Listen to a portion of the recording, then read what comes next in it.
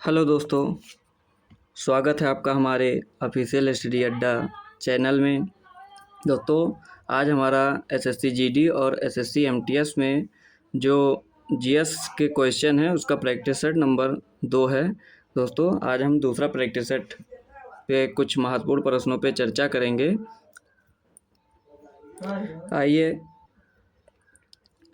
आइए आज की क्लास मोटिवेशनल थॉट से शुरू करते हैं, जो है जब सफलता मिलेगी शोर होगा उसके गांव में। जब सफलता मिलेगी शोर होगा उसके गांव में, किसी गरीब माता पिता का लड़का अफसर बना है। हमारा पहला प्रश्न होगा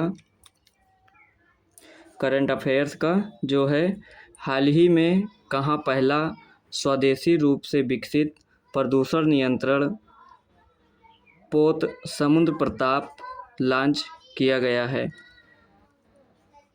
प्रश्न है कि पहला विकसित स्वदेशी रूप से विकसित प्रदूषण नियंत्रण पोत जिसका नाम है समुद्र प्रताप लॉन्च किया गया है। तो इसमें हमारा ऑप्शन है गोवा, कांडला, पारादीप और विशाखापत्तनम। तो दोस्तों, इसका जो सही आंसर है वो हमारा हो जाएगा गोवा। जो हमारा सटीक आंसर होगा वो ऑप्शन नंबर ए गोवा हो जाएगा। दोस्तों, गोवा के बारे में थोड़ी जानकारी ले लेते हैं हम। गोवा की जो राजधानी है वह है पणजी। गोवा की राजधानी हमारी जो है वो है पणजी। गोवा की राजधानी क्या है? पणजी है। और जो पणजी है वो कौन सी नदी के किनारे बसा है? तो हमारा आंसर हो जाएगा मांडवी नदी के किनारे। यह है कौन सी नदी? मांडवी नदी के किनारे है। और हमारा गोवा जो है यह अपने सुंदर बीचों जो है ये क्या गोवा जो है वह सुंदर बीचों, मंदिरों, चर्चों और सांस्कृतिक विरासत के लिए प्रसिद्ध है। गोवा एक लोकप्रिय पर्यटन स्थल है। गोवा पे एक सॉन्ग भी बना है, गोवा वाले बीच पे। तो दोस्तों, पहले प्रश्न का हमारा जो आंसर होगा वो ऑप्शन नंबर ए हो जाएगा। आइए दूसरा प्रश्न नंबर 2 पे चलते हैं। प्रश्न नंबर 2 है हमारा हाल ही में टीम इंडिया ने 17वें अंतर्राष्ट्रीय खगोल विज्ञान ओलंपियाड में कितने पदक जीते? ऑप्शन नंबर ए है 6, ऑप्शन नंबर बी है 8, ऑप्शन नंबर सी है 2 और ऑप्शन नंबर डी है 5। तो इसका हमारा जो सटीक उत्तर हो जाएगा वो ऑप्शन नंबर डी हो जाएगा। अंतर्राष्ट्रीय खगोल विज्ञान ओलंपियाड में टीम इंडिया ने जो है वह 5 पदक जीते हैं। हमारा अगला प्रश्न नंबर 3 हो जाएगा कि भारत में प्रतिवर्ष कब से कब तक राष्ट्रीय पोषण सप्ताह मनाया जाता है? राष्ट्रीय पोषण सप्ताह कब से कब तक मनाया जाता है? तो पहला तो क्या ऑप्शन हो जाएगा हमारा 1 से 7 सितंबर, 2 से 8 सितंबर, 3 से 9 सितंबर, इनमें से कोई नहीं। तो इसका जो हमारा सही उत्तर होगा वो ऑप्शन नंबर ए हो जाएगा। 1 से 7 सितंबर तक राष्ट्रीय पोषण दिवस मनाया जाता है। हमारा प्रश्न नंबर 4 हो जाएगा। प्रश्न नंबर 4 है कि भारत रत्न प्राप्त करने वाले उस व्यक्ति का नाम बताइए जो एक समाज सुधारक और शिक्षक थे और जिन्होंने स्त्रियों के उत्थान में महत्वपूर्ण भूमिका निभाई थी। तो इसमें जो ऑप्शन है देख लीजिए।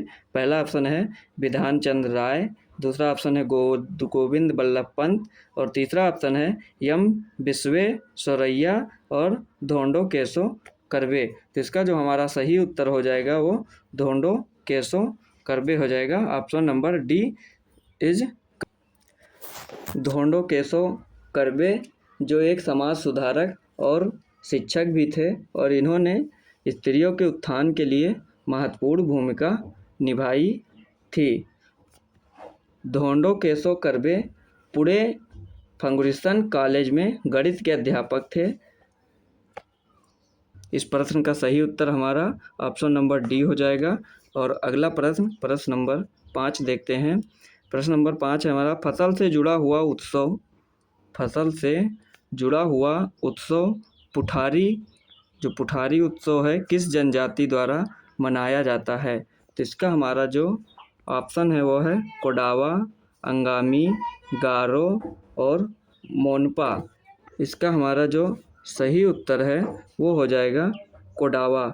जो कोडावा जनजाति है उसके द्वारा यह पुठारी उत्सव मनाया जाता है। दोस्तों, इसमें से एक जनजाति है गारो, जो मेघालय में पाए जाते हैं। गारो जनजाति जो है वह मेघालय में पाई जाती है। अगला प्रश्न हमारा है प्रश्न नंबर 6। मणिपुर के सामान्य तौर पर लोगों के समूह द्वारा गाए जाने वाले भक्तिपूर्ण लोक संगीत का नाम बताइए। जो मणिपुर के सामान्य तौर पर लोगों के समूह द्वारा गाए जाने वाले भक्तिपूर्ण लोक संगीत का नाम बताइए। ऑप्शन नंबर ए हमारा है खुबाक एसई, डोमकच, बनवार और धातो कितो। तो इसका जो हमारा सही उत्तर वो ऑप्शन नंबर ए हो जाएगा, खुबाक एसई। दोस्तों, मणिपुर के सामान्य तौर पर लोगों के समूह द्वारा गाए जाने वाला भक्तिपूर्व लोक संगीत का नाम खुबाक एसई है। और मणिपुर के बारे में कुछ जानकारी ले लेते हैं। मणिपुर में जो एक नृत्य है उसका नाम है रास। मणिपुर का जो है वह रास नृत्य जो है वो सबसे महत्वपूर्ण है। और राजा भाग्यचंद्र ने मणिपुर का ज्ञात 4 रस नृत्यों में से 3 की रचना की है। यहाँ भक्तिपूर्ण गीत जयदेव, चैतन्य महाप्रभु, विद्यापति आदि की वैष्णव भक्तिपूर्ण गीत भी गाई जाती है। हमारा अगला प्रश्न नंबर 8 हमारा है, करनाल का युद्ध फारसी बादशाह नादिर शाह ने किसे हराकर जीता? तो करनाल का युद्ध जो था वो करनाल का युद्ध 1739 फारसी बादशाह नादिर शाह ने किसे हराकर जीता था? हमारा ऑप्शन है गयासुद्दीन बलबन, शुजाउद्दौला अवध का नवाब, मुग़ल शासक मोहम्मद शाह और गुलाम मोहम्मद गौस खान। तो इसका जो हमारा सही ऑप्शन हो जाएगा वो हो जाएगा ऑप्शन नंबर सी, मुग़ल शासक मोहम्मद शाह जो नादिर शाह थे उन्होंने मुग़ल शासक मोहम्मद शाह को हराकर करनाल का युद्ध जीता था। मुग़ल मोहम्मद शाह ने रंगीला बादशाह को पराजित कर मयूर सिंहासन सहित करोड़ों रुपए का धन संपत्ति छीन कर ले गया। मयूर सिंहासन बेबादला द्वारा बनाया गया था। जो मयूर सिंहासन था वह बेबादला द्वारा बनाया गया था। नादिर शाह को फारस का नेपोलियन भी कहा जाता है। अगला क्वेश्चन हमारा है प्रश्न नंबर 8। टेस्ला किसकी इकाई है? जो हमारी टेस्ला है वह किसकी इकाई है? तो ऑप्शन है विद्युत चालकत्व, चुंबकीय प्रवाह, ऑप्शन नंबर सी है चुंबकीय प्रवाह घनत्व और ऑप्शन नंबर डी है धारिता। जो हमारी टेस्ला है वह ऑप्शन नंबर सी यानी चुंबकीय प्रवाह की इकाई है। तो हमारा ऑप्शन नंबर सी जो है वो करेक्ट हो जाएगा। अगला प्रश्न हमारा है प्रश्न नंबर 9। लिखा है निम्नलिखित नृत्यों में से कौन सा अरुणाचल प्रदेश का नृत्य है? Option A Lezim, option B Cheraw, option C Popir और ऑप्शन डी माचा। जो हमारा अरुणाचल प्रदेश है उसका निम्नलिखित में से कौन सा नृत्य है? तो हमारा ऑप्शन इसमें से हो जाएगा ऑप्शन नंबर सी यानी जो पोपिर नृत्य है वह अरुणाचल प्रदेश का नृत्य है। और अरुणाचल प्रदेश के कुछ और नृत्य हैं, जैसे बारडो। बारडो नृत्य भी अरुणाचल प्रदेश का है। एक है छम और खम्पी, खम्पी और मुखौटा। मुखौटा नृत्य और युद्ध नृत्य, एक और सा नृत्य है वो है युद्ध नृत्य। ये अरुणाचल प्रदेश के मुख्य नृत्य है। चिराव नृत्य जो है, जो ये चिराव नृत्य है, यह मिजोरम का नृत्य है। जो चिराव नृत्य है वह मिजोरम का है, मिजोरम का नृत्य है चिराव नृत्य। और माचा नृत्य जो है वह मालवा क्षेत्र का लोक नाट्य रूप है। जो मालवा क्षेत्र है वह वहाँ का ये लोक नाट्य रूप है। और लेजिम नृत्य जो है, लेजिम नृत्य, ये कहाँ से जुड़ा है, तो ये महाराष्ट्र से जुड़ा हुआ है। सारे नृत्यों के नाम ज्ञात कर लीजिएगा, ये पूछे जाते हैं। प्रश्न नंबर 10 हमारा है, कौन सी ग्रंथि अन्य अंतःस्रावी ग्रंथियों के कार्य को नियंत्रित करती है? तो इसका ऑप्शन देख लीजिए, अधवृक्क अडीर्नल ग्रंथि, गाउदुम जैसे पीनियल ग्रंथि, और पीयूष ग्रंथि, और गल ग्रंथि थायराइड। तो इसका हमारा सही उत्तर जो है वो हो जाएगा ऑप्शन नंबर सी, पीयूष ग्रंथि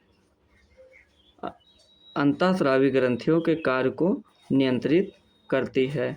पीयूष ग्रंथि कपाल की स्फेनाइड हड्डी में एक गड्ढे में स्थित होती है। किसमें? स्फेनाइल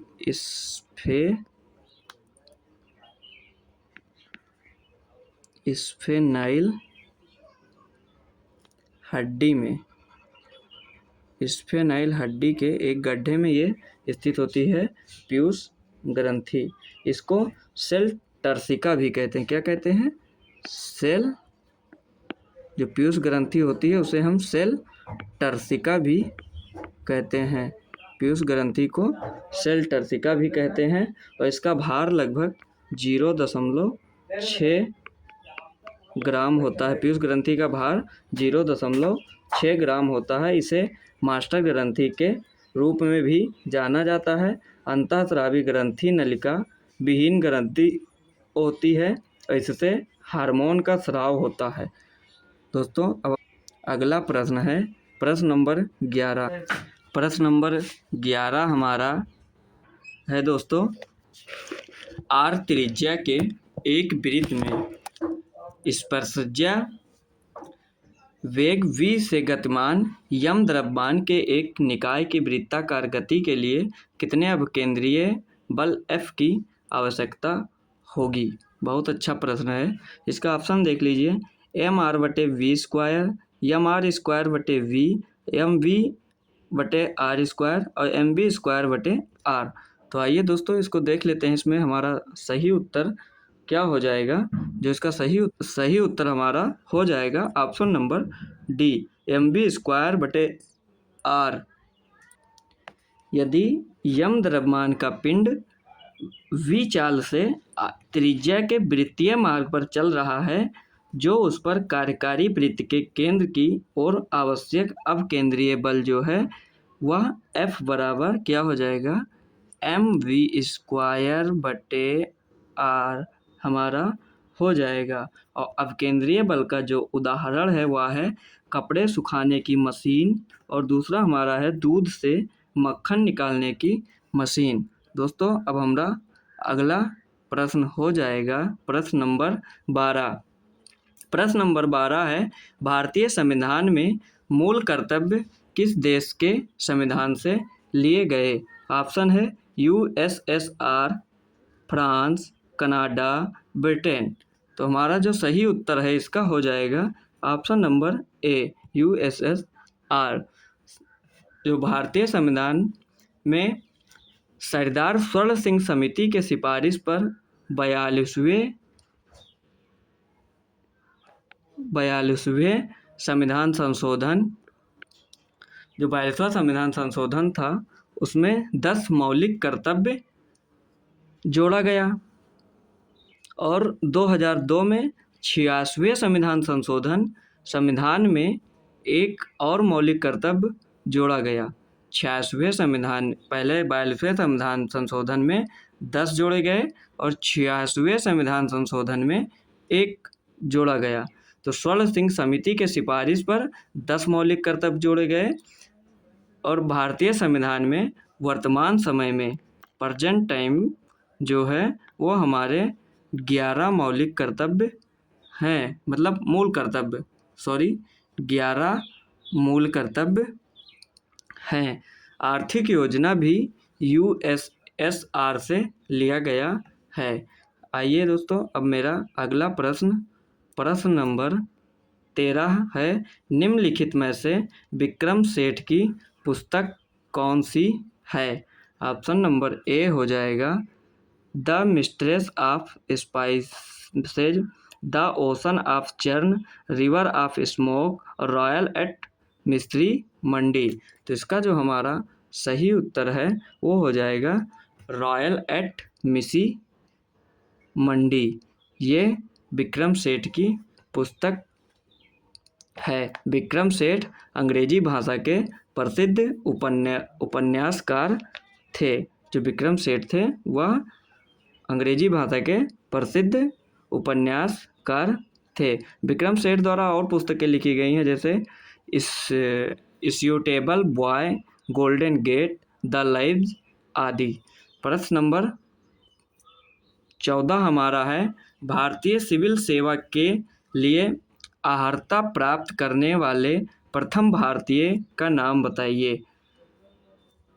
प्रश्न नंबर 13 जो है वो कह रहा है कि भारतीय सिविल सेवा के लिए अर्हता प्राप्त करने वाले प्रथम भारतीय का नाम बताइए। ऑप्शन देख लीजिए, V.O. चिदंबरम पिल्ले, सत्येंद्र नाथ टैगोर, दादा भाई नौरोजी और डी ऑप्शन है बंकिम चंद्र चटर्जी।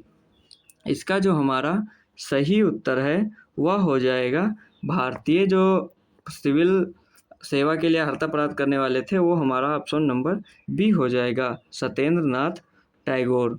सत्येंद्र नाथ टैगोर ने ICS में उत्तीर्ण 1864 ईस्वी में हुआ था। जो सत्येंद्र नाथ टैगोर थे ये कब 1864 ईस्वी में ICS में उत्तीर्ण हुए थे। और सत्येंद्र नाथ टैगोर जो हैं रविंद्रनाथ टैगोर के बड़े भाई थे। जो सत्येंद्र नाथ टैगोर थे वो रविंद्रनाथ टैगोर के बड़े भाई थे। और ICS में सफलता पाने वाले प्रारंभिक भारतीयों में अरविंद घोष और S.A. बनर्जी महत्वपूर्ण थे। अरविंद घोष का कुशल अश्वरोही नहीं होने के आधार पर हटा दिया गया था इनको, और S.N. बनर्जी को 1874 ईस्वी में त्यागपत्र देने के लिए विवश कर दिया गया था। तो जो हमारे सिविल सेवा के लिए अर्हता प्राप्त करने वाले प्रथम भारतीय का नाम जो था वो है सत्येंद्र नाथ टैगोर। आइए दोस्तों, अब हम प्रश्न नंबर 15 पे चलते हैं। प्रश्न नंबर 15 हमारा है, हर्यक वंश के उस शासक का नाम बताइए जो अजातशत्रु का पुत्र था और जिसने पाटलिपुत्र नगर की नींव रखी थी। इसमें हमारा ऑप्शन है महानंदिन, प्रद्योत, उदायन और नंदीवर्धन। तो इसका जो सही आंसर हमारा हो जाएगा option number C, Udayan. Haryanka वंश के उस शासक का नाम उदायन था जो अजातशत्रु का पुत्र था और जिसने पाटलिपुत्र नगर की नींव रखी थी। पाटलिपुत्र जो था उसका प्राचीन नाम क्या था? कुसुमपुर पुष्यर। क्या था? कुसुमपुर पुष्यर।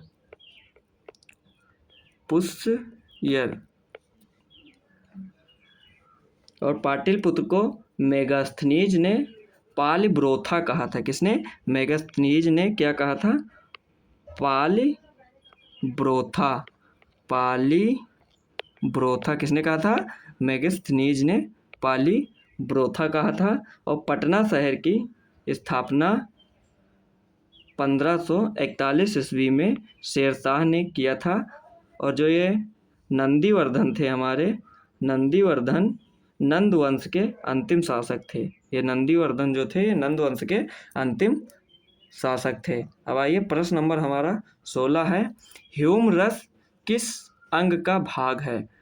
ह्यूम रस किस अंग का भाग है? तो ये हमारा ऑप्शन नंबर ए बाह, कंधे, करधनी, पैर, रीढ़। तो इसका जो सही उत्तर है वो option number A is correct है। इसका सही आंसर ह्यूमरस बाह अंग का भाग है। ह्यूमरस बाह अंग का भाग है। प्रश्न नंबर 17 हमारा है, उस इकाई का नाम बताइए जिसमें ईंधन का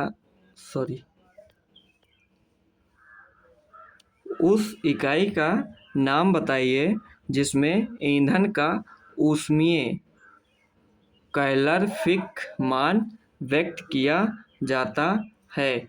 तो इसका ऑप्शन है किलो जूल, कैंडेला, किलोग्राम और केल्विन। तो इसका जो हमारा सही उत्तर है वो हो जाएगा किलो जूल।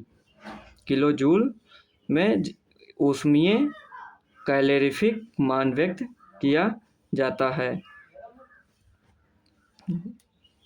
दोस्तों कुछ भौतिक राशियां हैं, उनके मात्रक भी आप लोग याद कर लीजिएगा। जैसे भौतिक राशि हो गई बल। बल का जो SI मात्रक होता है वो होता है न्यूटन। बल का SI मात्रक होता है न्यूटन। और एक भौतिक राशि है शक्ति। शक्ति का जो है शक्ति का जो है SI मात्रक वाट होता है। क्या होता है? वाट। शक्ति का SI मात्रक वाट होता है। दाब होता है, दाब का SI मात्रक पास्कल होता है।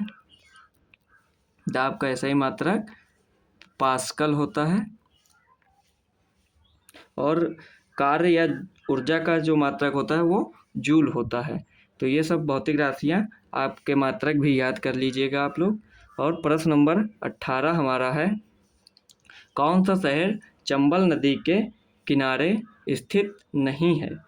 कौन सा शहर, जो निम्नलिखित में से जो शहर के नाम दिए हुए हैं वो चंबल नदी के किनारे पर स्थित नहीं है? यहाँ पे दोस्तों गलती बहुत हो जाती है। प्रश्न पूरा पढ़िएगा, यहाँ पे नहीं है और लोग यहाँ पे देख लेते हैं कि है, बस यहाँ से एक मिला है, बस उसको टिक करके आगे बढ़ जाते हैं। तो दोस्तों प्रश्न बहुत ध्यान से पढ़ना है। पहले क्या बोला है यहाँ पे, कौन सा शहर चंबल नदी के किनारे पर स्थित नहीं है?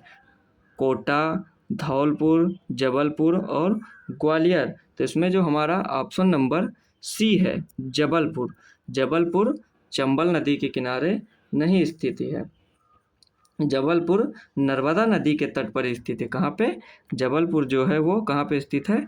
नर्मदा नदी के तट पर स्थित है। जबलपुर नर्मदा नदी के तट पर स्थित है और नर्मदा नदी अमरकंटक पहाड़ी से निकलती है और चंबल नदी मऊ के निकट जानापाव पहाड़ी से निकलती है। आइए मेरा अगला प्रश्न, प्रश्न नंबर 19, हमारी सौर प्रणाली, जो हमारी सौर प्रणाली है उसमें दूसरा बड़ा चंद्रमा,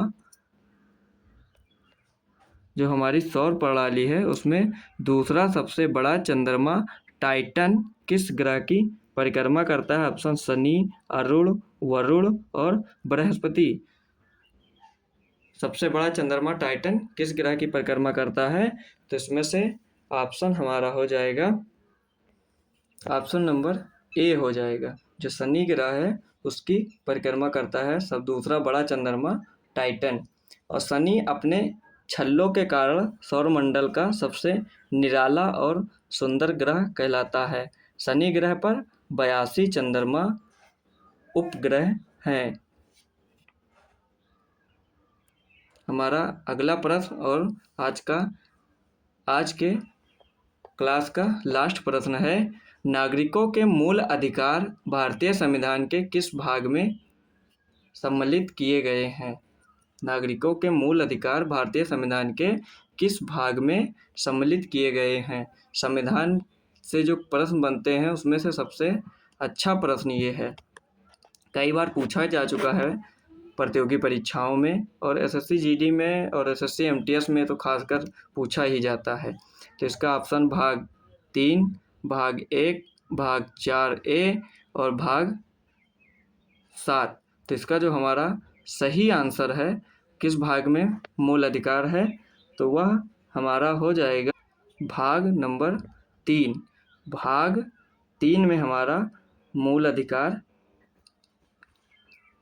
सम्मिलित है। आइए हम देख लेते हैं भाग में क्या क्या है। भाग 1 में जो है वो हमारा संघ एवं उनके प्रदेश हैं, और भाग 2 है उसमें नागरिकता है। भाग 3 में मौलिक अधिकार है। भाग 4 में नीति निर्देशक तत्व हैं, और भाग 5 में संघ एवं उनके शक्तियों का विस्तार है, और भाग 6 में राज्य एवं उनके शक्तियों का विस्तार है। और आप लोग भाग के सारे भाग और उनके विषय के बारे में ज़रूर पढ़ लें, क्योंकि बहुत प्रश्न इससे बनते हैं। तो दोस्तों, आज का ये हमारा लास्ट प्रश्न था। अब प्रश्न नंबर 21 जो है ये आप लोग इसको मैं आपको, जो प्रश्न नंबर 21 है वो आपको होमवर्क मिल रहा है। इसको उत्तर आप लोग कमेंट में ज़रूर बताइएगा। जो प्रश्न नंबर 21 है इसका उत्तर आप लोग कमेंट में बताइएगा। ये आपको HW के रूप में मिल रहा है। दोस्तों, आशा करता हूँ कि आज की क्लास भी आप लोगों को अच्छे से समझ में आई होगी। हम लोगों ने जो 20 प्रश्नों पे चर्चा की है वो बहुत महत्वपूर्ण प्रश्न थे। ये आपके परीक्षा में पूछे जा सकते हैं। अगर वीडियो अगर पसंद आई हो तो उसको लाइक करें और शेयर करें और ज़रूरतमंद लोगों तक पहुंचाएं, जिससे उनको भी परीक्षा में सहायता मिल सके और वो भी अपने लक्ष्य तक पहुंच सकें। धन्यवाद।